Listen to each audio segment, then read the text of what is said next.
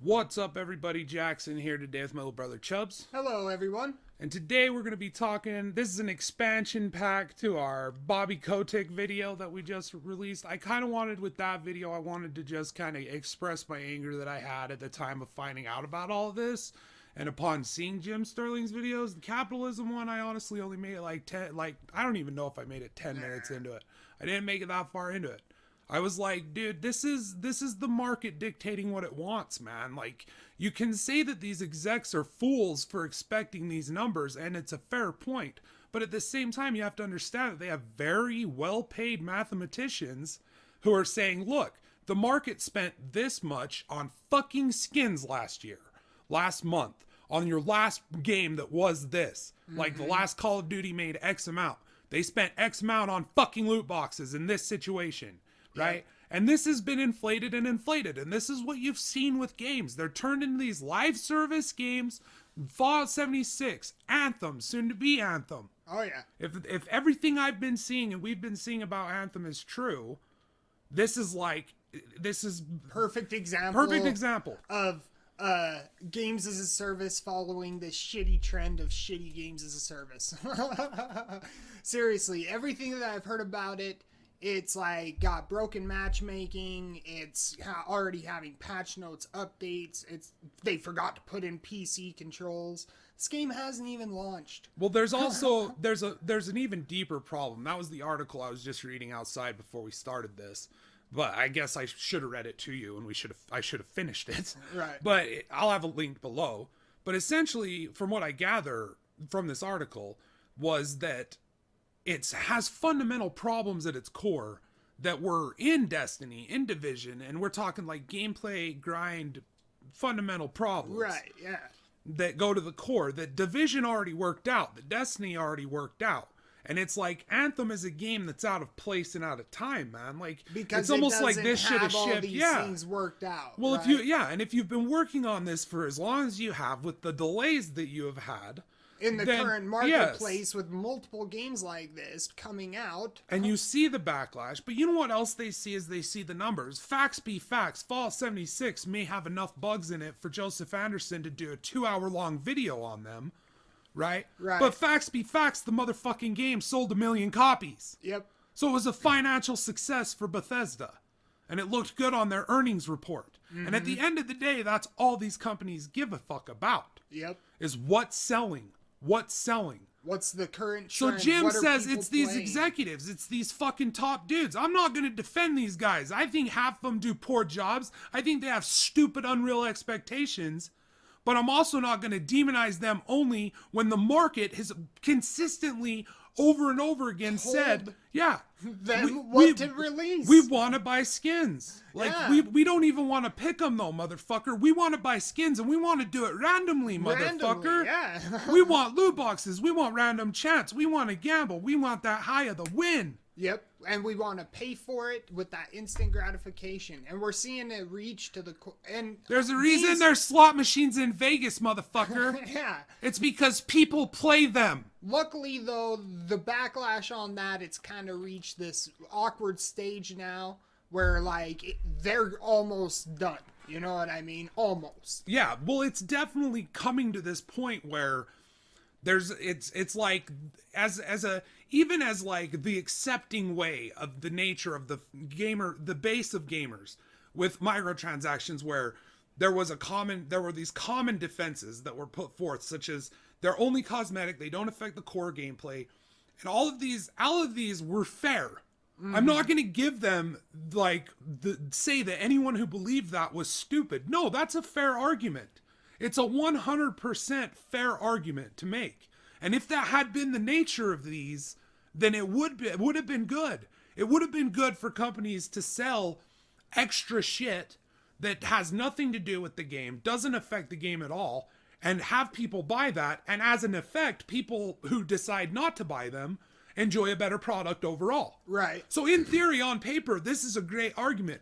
But in actuality, you have to understand that once things are being sold, they want you to buy them. Yes. And so from that point on, Assassin's Creed series, the new ones, where you can buy the fucking experience points. You can pay to be a max level character before you even start the first mission. Yep. So these are the things that, if you can do that, then you know that it's intricately tied to that progression system. Oh yeah, because it compromises the integrity of the game. We see it with Shadows of Mordor or Shadow of War. We see it any game where these happen. You see at the core something is rotten. Yes. Destiny 2. And we see that it does definitely affect the core cause of the game. Because developers, they are diverting resources, money, time. How many people are going to go in to do this? That Activision Blizzard was able to fire 800 people throughout the companies. And that's like, I'm not going to lie, that sounds like a huge amount of people. But when compared to the size of the company, that's not that many people. And then on top of that, it is reported, if what is said is to believe true, the record states that the 800 people who did get fired and laid off were from non-development teams. And of course, we know that Activision Blizzard has plenty of other non-development branches of their programs.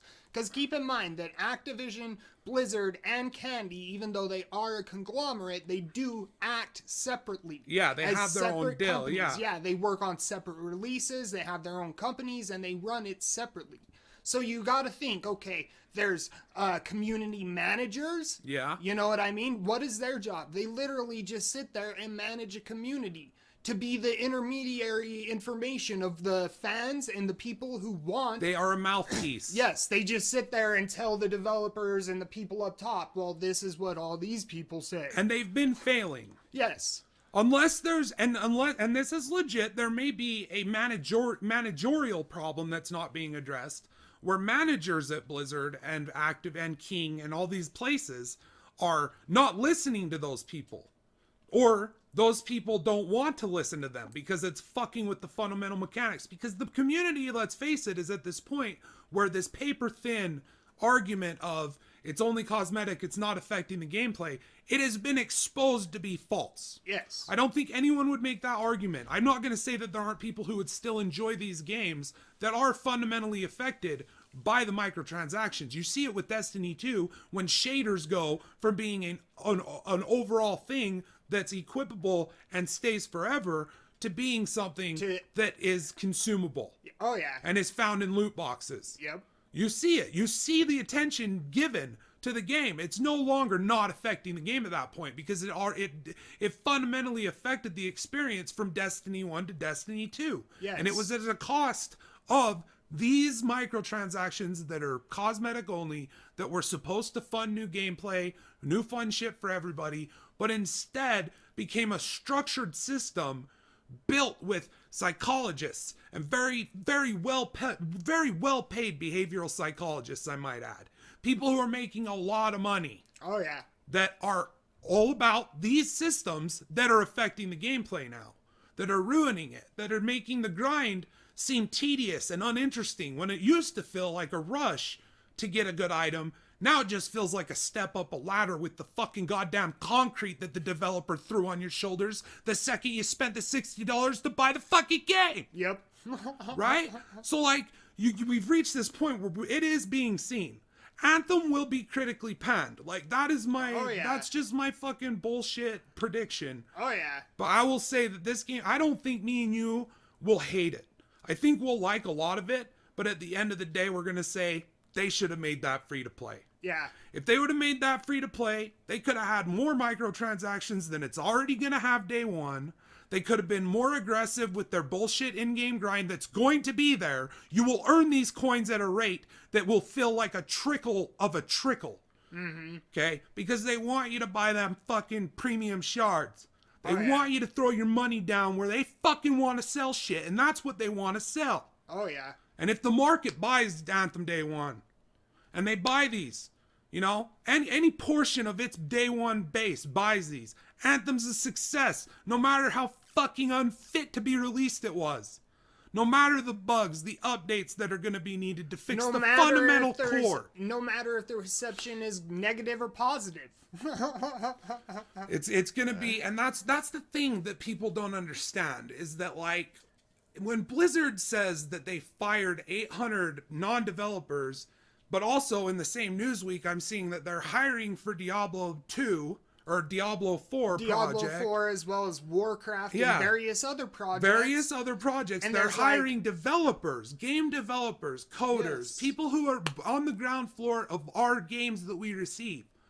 When I find out they're hiring them, when I find out they hire Stefan, I'm not going to try to say his last name. I'm just going to butcher it. Yeah, Stefan. It's probably not even close to that. The CDPR creative lead. He is a genius, okay? Because either A, he has a lot of these ideas and he was able to communicate them to the team. And I'm not entirely sure what those are, whether, but as a creative lead, is that what he was? Yeah, he was like a creative lead, director, it could have been. So I don't know if that's involved in the storytelling. And we don't know how many other creative directors there were. Yeah. However, he did have a major creative influence on the ongoing development. He was in the top tier of what that game's development team was. Exactly. And he was overseeing people and allowing them to do such a good job that game, I will remember that game forever. The entirety of the story. You will be able to bring up stuff and I'll be able to, hell yeah.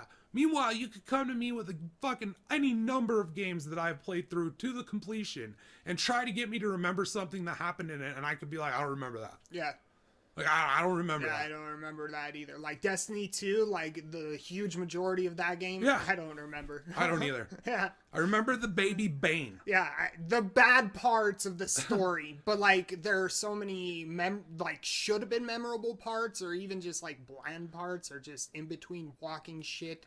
Destiny just has this great way of like what Star Wars, the new Star Wars was. It blurs together. It's all about that visual ecstasy. Yes. That's what it's about. Yep. There's no deep meaning in Destiny. Nah. There may have been at one point, I believe there was. I think that there genuinely You read some of those old grimoires, and you read some of that, and you can feel like there was a depth to this, man. Like there was something here. Any of that was thrown out the window when they just started handing expulsory scenes to me that my character isn't even at. Yeah. How am I hearing this stuff happening? How am I all of a sudden rehashing the same story? Yeah. How am I? Well, yeah, exactly. And how am I all of a sudden in this room with the speaker in Cabal? Yeah. Bane? How do you know any of that information? How do I get that? How is that? It's not. It's a fucking Saturday morning cartoon at that point. Yeah, exactly. There's no deeper meaning there. Yeah. I remember people used to call it a Souls-like, and there was a little bit of merit to that with the way the story was found on the weapons, and it was pretty vast once you unlocked all of those Grimoire. There were a lot of cool fucking details in there, so it was almost a fair comparison. I feel like if I was a person that had put that forth, and because I was always like, no. Yeah. It's just fucking, it's a Borderlands-like, if anything. Yeah. If we must feel the need to compare games to other games, it's a Borderlands-like, if anything. Exactly. But regardless of the fact that, putting the system on a mobile-only or on an online-only system on a separate, you have to disconnect yourself from the game to go get the story, that was a bad decision. Even that in and of itself. But there was depth to it, and as you uncovered more, you found out that there was a story in place, but there were chunks that were missing, which is why I think people called it a Souls-like. Well, and there was a lot of interesting gameplay where I always felt like that's a great way to add gameplay is through story. Yes. Because that's a great incentive. And so being able to go out and find all those ghosts, for example, a lot of them were unlockables with ghosts. A lot of them were getting exotic weapons. Yeah. Those ones I always felt were bullshit because now I'm not only is the great weapon held from me because of your RNG, now also a bit of your story that I would like to know. And you could say, well, you could look it up. Well, what if I'm the type of guy I want to look it up as I unlock it? Yeah. What if that's important to me not to look at videos of people telling me what the story is? How about it's important to me that I read the story and I digest it for myself? Exactly. And so and that's bullshit that was the way it was. And I did have to look up some exotics. And I think that was definitely due to the part of the fact of they had that supercut, which was all the cutscenes compiled to be the length of a film. Yeah. Essentially. And that was without gameplay. That was just cutscenes and story bits and everything that would happen throughout the game. And they cut that And how many cutscenes were in fucking Destiny 1? You know what I mean? Like, yeah, I think not 2 hours worth for sure. Yeah, I think that was a cause of them cutting it up and releasing it in pieces. And I don't think that you ever think that that's why maybe Dinklage always sounded pissed off? Yeah. And he didn't sound enthused? Well, because he's like, thing, what? Now I have to come back in and record new shit. Yeah. I was just there doing like a what happened bunch of to what we've already done? Yeah, and the story changed so vastly, and he's just like, why? Yeah.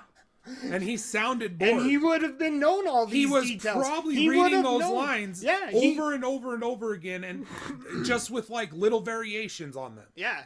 Well, these voice actors, they would be given the script. Yeah. You know what I mean? Because they're going in to read these lines, and they got to know what the story's about. And especially like Peter Dinklage, he's a method actor. Yeah. You know what I mean? He's getting into the role. All I'm telling you is if you can't get Peter Dinklage to do a good job, you're bad. Yeah.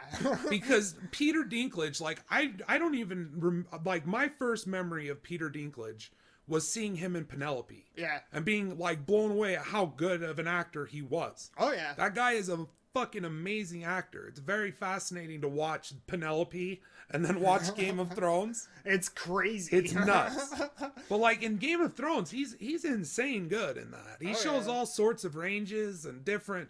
I mean, from season 1 to the end of the current season, he's a completely different character at that point. Oh yeah. He's completely changed. You see the evolution of his character and like where he goes. Yeah, you see the dark shit that happens, the shit that he goes through, and like his justification for leaving his home and family behind to join up with his family's like sworn enemy. Yeah, dude.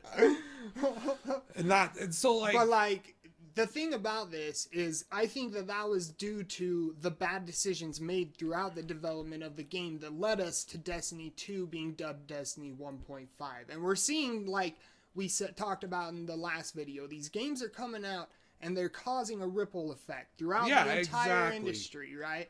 And you know, the Diablo Immortal stuff was a good thing. And it was a ripple. Yeah, and the Fallout 76 stuff, it was a good thing. And the but not really. No, like the outrage on it, I'm saying, like people coming out and but being the like, thing why is those same shit? people that are outraged about Fallout 76 and were like, what a waste of money, I guarantee you they own Day One Anthem. The thing about it, though, is it forces the bar to go higher. And yeah, these people But that's probably... the thing. If they turn around... And I'm sorry if I'm speaking to someone who is this way. I don't mean to offend you. I'm just saying, realistically, spending habits in this shit is going to affect the shit we get. The thing about Fallout 76 is there was a lot of hype behind that in the same sense of Anthem. Now, was it as gross? No. But however, there were people who bought like the triple 200 edition with like the canvas bag. You know? The infamous canvas bag. Yeah. You know what I mean? Yeah. And so like these things are good. Like Shadow of War coming out. Star Wars Battlefront 2, like where the reception of these things was, no, this isn't acceptable. You are reaching for our wallet. This is getting greedy and it's affecting the fundamental like core progression. Yeah, and then the progression of the game is fundamentally impacted. Oh yeah. Where it's broken in certain areas. Oh yeah. And visibly so, when like those Battlefront 2 guys were posting that like it was going to take like 30 plus hours of gameplay to get a $15 skin. Yeah. So like at that point, it's like they're obviously just saying, "Hey, motherfucker, you better just buy it. You better just buy it." Remember Battleborn? Yeah, exactly. You better just buy it. But especially where in Battlefront 2's case, where a lot of the cards were like supplementing and affecting the game, so you could spend $50 extra in these microtransactions and boost your character, and somebody who didn't spend any money is on a different because even if they're better than you, you have that better shit that puts out more damage. So it also incentivizes people who are poor at games to buy them, because now you can then it makes them feel like a badass. But these things are good, right? They don't affect games. The negative receptions on these things are good because it's forcing other companies to reevaluate their own products and release them in a market and try to get the positive reception, right? So like Diablo Immortal, that happening, right? This is why they are laying off 800 people. It really is. You know what I mean? It's not, I don't think it's just that. I think it's also that those games that they had this overbloated community management team Yeah, and like people and in the there's esports so that were announcers and and- people like that. I yeah. think that wasn't justifying the amount of money that those games are bringing in anymore, because now we're in a flush market where every one of these fucking stupid games, not every one of them, but the majority of these games coming out nowadays have these microtransaction systems day one. Exactly. I mean, Anthem isn't out yet, but I already know what the microtransactions are like because there was an entire news story about it Yeah, about what you can buy and how much it costs. and the different varieties of how you can make your character look.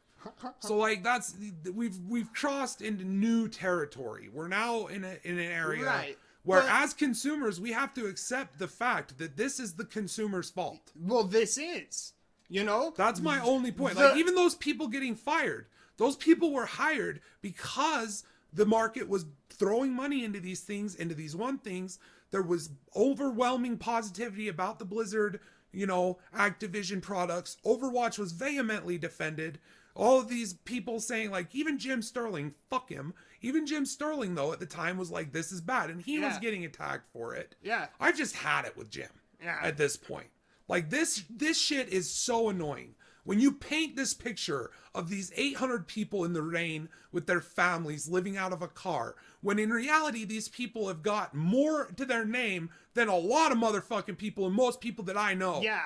All right? With how They're set up better than most people that I know. Exactly. With how, the things People where I'm from, when they lose their jobs, they are gone. They have nothing. they get a paycheck. Yeah, they get a paycheck that day. They get fired. They get a paycheck, and that's it. People where I'm from don't get motherfucking goddamn severance packages. As People well as health benefits. The continued health as benefits. well as assistance, counseling, which means that you're going to be evaluated on your skills and abilities in the job market. And they will hold your hand to a new job, man. Yeah, and then separately, they will assist you in filling that job.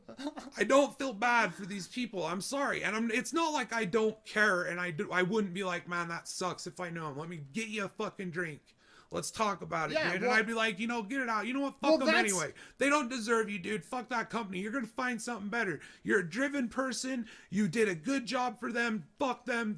Go out and find a new job. But at there least will you be a still new got job money. for you. At least you Yeah. can still pay your bills. At Yeah, least I your would health say care that, is yeah. still covered. I'd be like, at least your You know? kids, At they least still you're got dental, still dude, good. for a Yeah. while. Yeah, You know? and they said they're going to help you find a new job. Which means that you are for sure guaranteed to find a job within Yeah. 2 weeks of getting fired. By the way, with that kind of assistance, they are literally holding your hand, taking you to your next employer and being like, okay, are you good? Okay, we're going to leave now. Have fun. And the thing is like that this is only happening because the products aren't performing that well. And that's why I find it funny that no one's taken their cues from Sony. And this is one thing I touched on briefly when I was talking about the Japanese games. And this could be said for a lot of countries, but not in America. Almost every triple A product coming from these big publishers in America, from American developers, it's this sort of thing. All right. Now, we can say that it's their fault, that obviously America's fucking fucked, and that's the reason. I don't think it is. I think that they just don't understand the fucking consumer, right? And they found this tricky way through social media and all of these new fucking gadgets that people have access to 100% of the time, this total lack of a belief in any sort of God or higher power at all. And they filled that void in people's lives, and they've literally turned them into these religious zealot fanboys. Yep. Where these guys will defend any move you do. Right? And I think that's more of a problem. I don't think that with Blizzard, with fucking, who's another great, Anthem, all these companies that are based here that are coming out with these games that are greedy as fuck. A lot of them are coming from France too, like Ubisoft, fucking EA, all of these. I don't know. Oh, yeah. I think EA is fucking American based. Well, all of them regardless. have these different countries, but I hate this attack on capitalism from Jim. That was my whole point of this, was Well- Jim was attacking it and looking at it as like that. And it's like, dude, listen, it's because of the market. These games are finding a place in the market. People are spending a lot of money on them. That is what they're going to make. That's Capitalism is the reason why Sony is able to be kicking the shit out of everyone right now, because they are smart enough to be like, there is a gap in the market. So what are we going to do? We're going to get Bloodborne. We're going to get fucking God of War. Look at all of We're going to get Horizon Zero Dawn. This new one looks fucking kick-ass. And I have my problems with God of War, but at the end of the day, I wouldn't say that that's as poor a game as I think Anthem's going to be. Regardless, they see that gap in the market for single-player driven games, and they're seeing all these different companies release these online all-the-time games as a service model, and they're like, oh, not many companies are doing this kind of branch of video games. So what are we going to do? We're going to capitalize on it. We're going to snatch up every exclusive. And what do you see from Xbox? I just want to add a counterpoint here to that, like because they're doing that. They're making these great single player narratives, these great single player 40 which plus are hour Sony exclusives. That are Sony exclusives. How does Xbox answer? Well, Xbox answers with Sea of Thieves. Yeah. Why is Sea of Thieves what they lead with? Halo. Why is the newest Halo 5 or Guardians? How about the newest Gears of War? So all of these games I've heard went from being story-driven single-player campaigns with co-op added as a side thing to multiplayer focused with the campaign being secondary. Yeah. You know what I mean? Like, that is... Well, that's exactly what they did. And why is that? You have to question why. Well, look at Phil Spencer talk about Destiny with such fondness. Oh, yeah. Look at Phil Spencer talk about fucking Rockstar and GTA. Yes. With fondness. GTA 5 Online. With fondness. And capitalism allows all of these games to coexist and do well with each other in the same fucking market. So here's the thing. If you're sick of Activision Blizzard CEO FireBobbyKotick, and you want him fired, and you don't want him to be in control, stop spending money on their products. Yeah. And people will say, well, that's fucked, because then they're going to get rid of them, and they're going to just fire employees. And it's like, yeah, that's true. That sucks. Oh, yeah. That's the shitty reality of it. Is if you boycott a company, they're not getting as much money, you know that they're going to start cutting from the bottom up. That sucks. Oh, yeah. But straight up, as long as the market is saying there is a need for multiplayer, online all the time rentals, that I'm literally renting for as long as you decide to keep the servers up, or I can afford my internet connection, or the internet connection even exists. For as long as that, there's $60 title rentals, and you know what? There's a want for them, and there's a want for microtransactions in them, and there's a want for secondary fucking currencies that are hard as fuck to grind to get them for free. Like a free-to-play game. Mm-hmm. But we want to buy those. There's a market for fucking loot box-based games. Mm-hmm. And that's what's funny. There's not loot boxes in Anthem. Why? That was what the delay was. The delay for that game that still has fucking fucked up PC controls, that still takes level 2s and quick matches them into the final mission of the game. That fucking game was delayed because they needed to take the loot boxes out of them after the backlash from Battlefront 2. Not affecting games at fucking all. Not affecting at all, Everything that you just developed, reverse engineer it, go backwards, and then no wonder it's going to be a lackluster release. No wonder it's going to have a shitty, grindy, bullshit, nonsensical endgame. You're probably just like Shadow of War did after they took the microtransactions out. That endgame was built to fucking make people want to buy microtransactions. Yes. That's the reason the entire third act of fucking Shadow of War exists. And especially when the game developers come out and they're like, yeah, it compromises the integrity of the game. When before, when they were acceptable, they were like, oh, it doesn't compromise it at all. You gotta understand, we're just accommodating to other sorts of players who don't want to play the games we sell them. These they just want the time skips. It's like, you cannot do this and you enjoy gotta it that understand, way. there's people out there who want to spend $60-$80 on a game and then not play it. And they'd rather skip just it. throw more money at it until they're high enough level where the game's pretty much playing itself. Because at the end of the day, our difficulty is entirely based on numbers related to the gear that you can buy in loot boxes. Yep. Weird. It's just this weird place that we're in right now. And it's gotten more and more common. And at the same time, that's why I talk about Japanese games. That's why we talk about The Witcher a lot. That's why we talk about indie games. That's why these are the games that we play. These are the games that we put our money to and we put our times towards. Well, we crave them too, because we are part of the demand on the market. right? Like, I own a PS4. Why? Because I am one of those people who would much prefer their exclusives over Xbox. Yeah. You know what I mean? Well, even then, we have PCs, so Yes. Xbox exclusives really doesn't seem to be a problem anymore. At all. Because we can buy them on our PC if we're so inclined. If we wanted to. Yeah, if we wanted to. If we gave a shit. I thought about buying that one. That one looked really good. I cannot remember the name of it, but you were like a girl and you had robots, and it looked like a third-person kind of platformer thing, action platformer. That came out. It had problems, like objective problems, Right. like load screen bugs, freezes. You know, a lot of problems with the getting it to run well on the. Is it Xbox One X now, or is One X the bumped up version, right? Yeah, I think that's the One X. Whatever the base PS4 equivalent is of Xbox, Yeah. it didn't run well on the console, which is sad considering it's built for the console for that specific thing. You know, that's kind of I mean, because say what you will about Sony's, yes, there is slowdown and things like that in Red Dead 2, in God of War. The main thing for me is motion blur. I wish that like Rockstar had the option to turn it off. That should just be stock and standard in every release. Oh, yeah. Motion blur is something I will never understand why anyone would think that makes it look better. There should be an option for that shit. Yeah, and field of view as well. Yeah. The field of view motion blur. But not motion blur, but blur effect just when the you're blur aiming when down a you're weapon and aiming, everything else. Yeah. Yeah, depth But, of like, field blur. So, like, say what you will about those games and their slowdown. That's a hardware issue. It's not the game's problem that it's slowing down and things like that.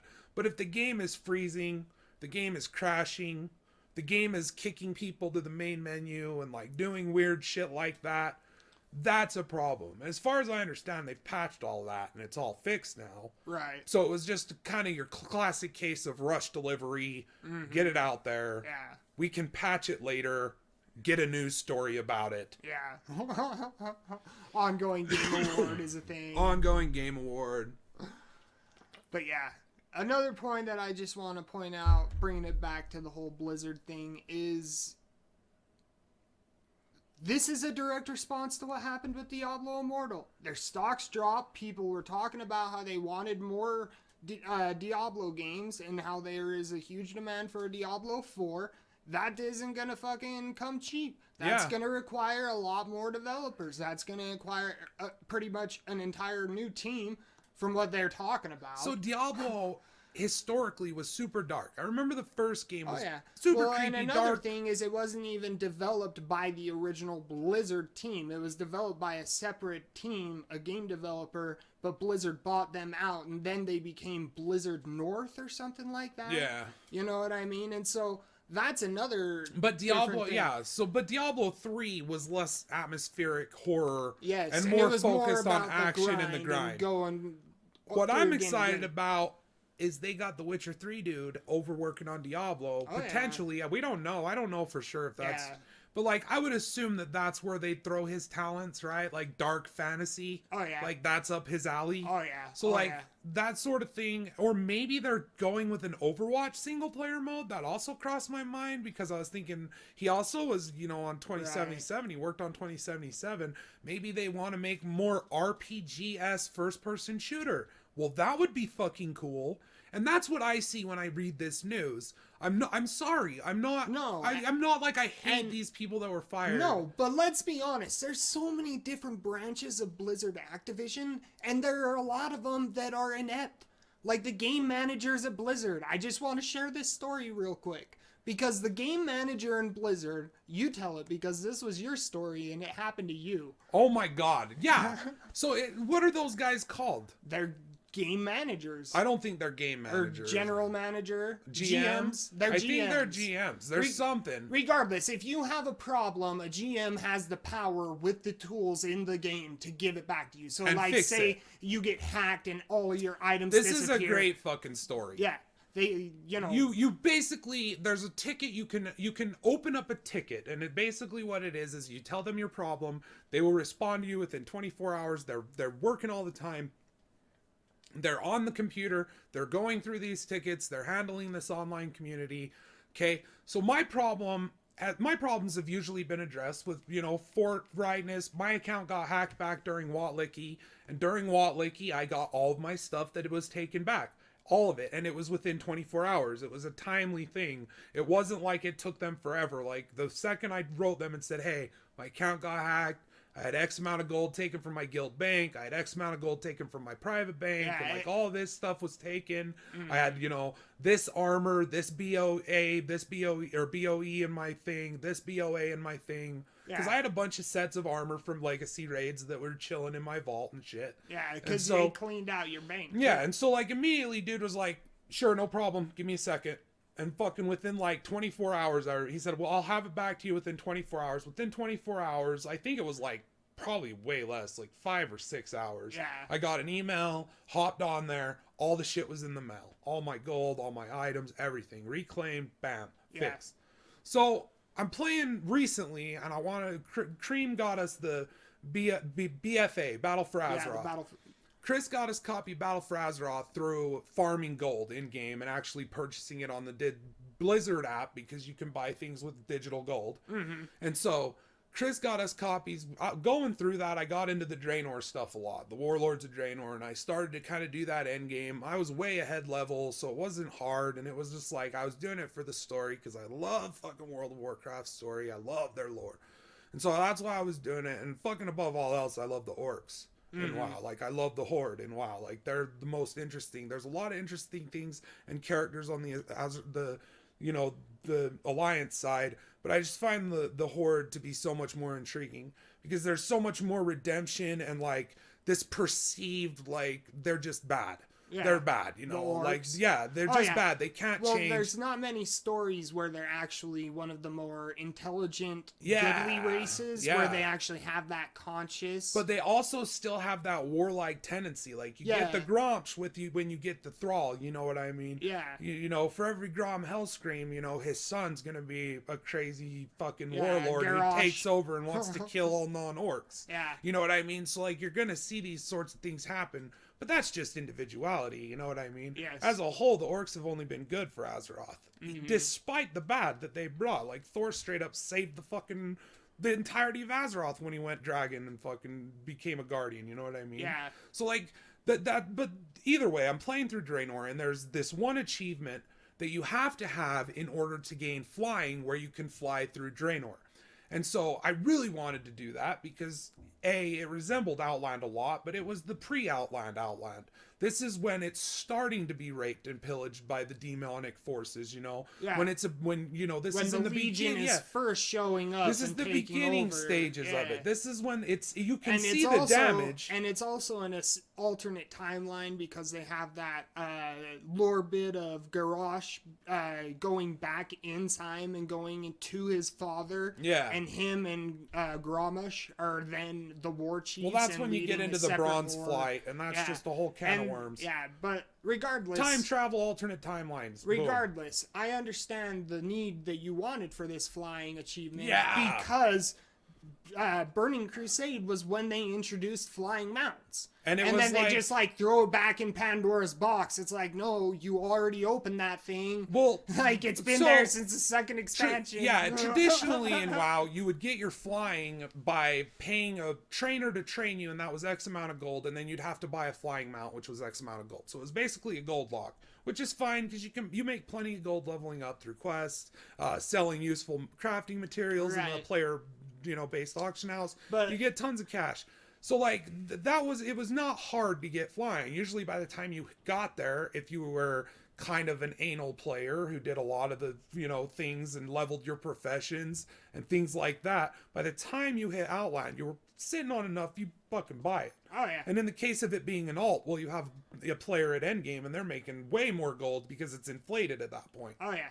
And so this, exactly like you say, they're putting it back in Pandora's box. They're saying now it's behind this achievement. And that's due to the in-game economy being tied to the WoW gold that you can now buy. And it's now being used to purchase game time. And so they nerfed the in-game economy. Well, how do you extend gameplay? Well, you take flying from being able to be bought with gold, and instead you put it under a bunch of arbitrary challenges. Exactly. Because as soon as flying is unleashed to the expansion, the price of items items in the auction house is going to rapidly drop because people are just able to gather all that materials in half the time. Yeah, it's not hard to get that gold. Yeah. So the achievement that you need is it's called the Pathfinder achievement, and it's based around a bunch of other achievements, many of them having to do with quests and other things. Well, the one that I was missing was around a daily, that I was under the impression the only way to receive was from a daily mission map located in your garrison, and I would go to it, and each day it would be the same damn fucking one.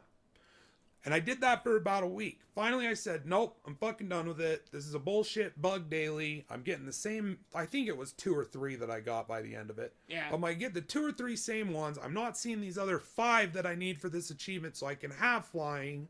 So I can like fly around and look at this shit and be in awe of it, because I was when I finally did get this achievement. So I opened a ticket. I said, dude, look, like this achievement is locked. My flying in Draenor. This is old content. I'm playing through it. I want to experience it, but I think there's a bug here, because Chris was telling me, dude, they've been slacking. There's fucking, when they release a content pack, an X pack, there is bugs out the ass with that shit. There's quests that don't respawn. There's quests you can't turn in. There's mobs that are supposed to be there and aren't. He likened it to the fucking free server we played when he said it. Oh yeah, well, and that's another hilarious thing is as the new content comes out, all these bugs and problems immediately are responded to. Immediately they're trying to patch it and update it. Whereas, like, the bugs from the older content, I remember flying through the mountain in Draenor. Yeah, there were all sorts. They did like bugged out flight they didn't paths. prioritize it because it's BFA. It's old not, shit. Yeah. So you put in that to the general manager or the GM or wherever you report bugs, and they're just like, that's secondary because that's like just shit that people are leveling up through. That's not relevant anymore. And essentially, that's what this GM replied to me. He said, I think it's bugged. Can you help me out and just unlock this one achievement I need, dude? Yeah. Just give me this achievement. I've done this shit for a week. I've done enough quests that I should have them all played off.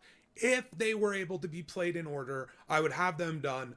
Can you fucking, throw me a fucking chief? Just do me a bump, Yeah. He sent me back a message and he said, basically, that there's nothing he can do. Achievements are locked behind the thing, and like it sucks because you have to deal with that. But honestly, I have a character that's at that level, and I'm actually doing that too. And I'm stuck in the same boat, man. It sucks, but it's something we all have to live with. He's like, I'm having problems getting the same ones on my character to get that achievement. So I fucking Google. I start digging through the fucking web, and I find the fact that you can take this resource point that you get.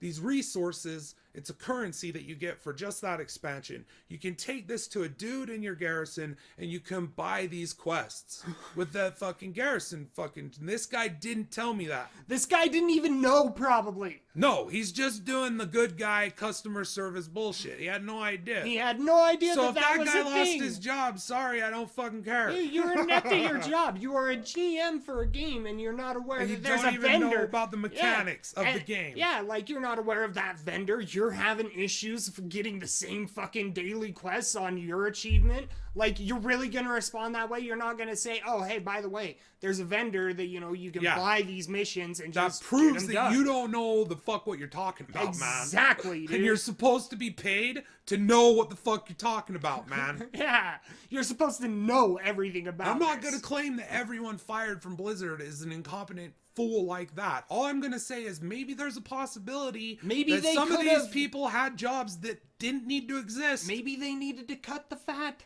Maybe there was types of people. Maybe there were people that were just there, that were coming to work, and their job really wasn't important. It wasn't something that justified the price of all of the money spent through wages, benefits, all of these, like, severance. They got severance packages. I feel like that with what they did, whether it was necessary or not, I think they did it in a classy way. Classier than fucking anyone where I come from, like I've already said before. And that's why, I feel like the reason it happened wasn't just a failure of the company and the executives in charge of the company. I think it's also a failure of the market, telling these companies that this is what we want, and then complaining and bitching when we get it, but still throwing money into it, and then getting more of it, and bitching and complaining about it when we get more of it, but throwing money into it. Yeah. It's like, That's the thing and that's like, of all people, I expected Jim Sterling to fucking understand that. Because he's been against this shit from the beginning, but he's seen the popularity of them. He's seen the defense. He's seen the money thrown down on day one. Inside, yeah. He's seen the money thrown down on day one towards this sort of thing.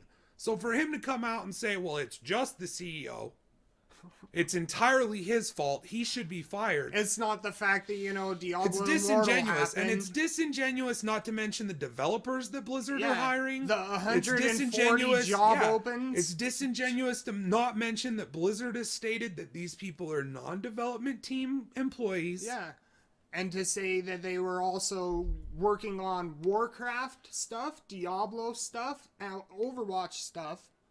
You know what I mean? Like, that was just enough for me. Like, I'm not going to subscribe to Jim Sterling anymore. I'll still watch his videos every now and then, but he's not someone that I can openly endorse on my channel, because I feel like this attack on capitalism, when you yourself are a fucking beneficiary of it, is very, very, very fucking stupid. Yep. And I'm sick of fucking hearing it. And I know it's edgy, and I know that it's not perfect, man, and I know that there are fucking problems, and I know that some things need to goddamn change. I'm not ignorant of fucking it's all perfect. But guess what, motherfucker? Humans aren't perfect. I hate to break it to you. We are flawed, imperfect fucking beings. Alright? So as long as we're in charge of it, it's not ever going to be perfect. But where are we in the world today? How are we doing where we are? How are we doing? I'm doing pretty goddamn good. I'm broke but goddamn breathing, and I fucking still got piss and vinegar enough to get on here and fucking tell you what I think. And guess what? Guess what? I can do that. I can do that. No one's stopping me. I can say fuck Trump. No one's stopping me. I'd say fuck that clown. No one's stopping me. So overall, I'd say things are doing pretty fucking good where I'm sitting. Oh, yeah. I know it's not perfect. I know it's not perfect, but we're not perfect beings. No. And I also say that, you know, good on Blizzard Activision for firing those 800 non-development people and then opening up 140 job openings, as well as hiring however many people for the development. And that's just Blizzard. We don't know how many people they hired onto King Games. Yeah, we don't know. We don't know how many developers they hired onto. That's just with the Blizzard branch of the Blizzard Activision. They don't know how many more people they got working on the next fucking Call of Duty game with Infinity Ward. Exactly. Maybe instead of doing maybe because they don't want to compete with themselves, we'll see them put an emphasis more on single player with the new COD. How cool would that be, dude? Yeah. Maybe we'll see them try to turn it into an online co-op experience. That would be cool. And that's the thing is, as much as I fucking hate Activision, as much as I'm disgusted with Blizzard and so many of their moves, I'm still hopeful. And the reason is that I see a shift in the spending habits of gamers. And you're seeing a good move on the part of the company. Yeah, I'm seeing when they're saying, we need more developers. We need more people coming in and working on games. We don't have enough content creators. Yeah, we don't. We have more people with fluffing games. Yeah, with these people that are fluffing games, giving people bad advice through tickets. If we just public announcers, it sucks. It sucks, yeah. But guess what, motherfucker? It's day-to-day living. Life isn't perfect. Yeah. But it's not imperfect enough to act like this is all on the shoulders of one guy and the executives, when it's a little more nuanced and complicated than that. FireBobbyKotick is definitely a spicy, memey fucking hashtag for sure. But if you talk shit on Diablo Immortal... But this isn't just one thing that's like, he's the worst. That's the end. It's more nuanced than that. This isn't just capitalism ruined video games, period. No, it's a little more complicated than that. This is the customers voicing their opinion and telling the developers what they want, so the developers like, all right, we'll give you what you want. And then everybody's going to pity the people they had to lay off to make that happen. That's what this is. That's what this is. That's what I see it as. Anyway, that's our free expansion pass to our BobbyKotick video. Yeah. Hope you guys enjoy it. Hope you understand our side. Hope you listen to it. Yeah. God damn it, because we're getting fucking tired and no one hearing us over here. We've been fucking dead on fucking years now. That isn't your guys' fault, though. Sorry to express that. It just gets frustrating. Y'all know. Fucking love you guys. Till next time, stay awesome, stay safe. Keep kicking ass. And just remember, man, what you pay for, that's what you'll get. Mm-hmm.